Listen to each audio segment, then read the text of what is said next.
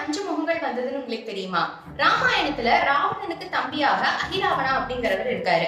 இவர் பாதாள லோகத்தினுடைய அரசனாக இருக்காரு. ஒரு முறை தந்திரமாக ராமரையும் லட்சுமணரையும் பாதாள லோகத்துக்கு கடத்திட்டு போயிடுறாரு. இந்த செய்தி தெரிய வந்ததும் ராமர் லட்சுமணரை மீட்கிறதுக்காக ஹனுமானும் பாதாள லோகத்துக்கு போறாரு. அகிராவணாவோட பயங்கரமாக போர் புரியறாரு.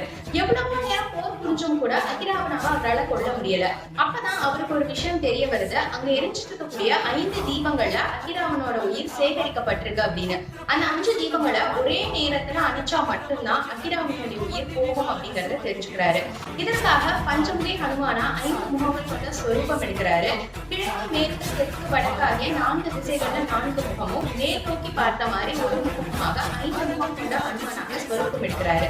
5 விளக்குகளையும் ஒரே நேரத்துல ஊதி அணைக்கிறாரு. அகிராவனாவை வதம் செய்து ராமலட்சுமணரை பாதாள லோகத்திலிருந்து மீட்டுட்டு வராரு.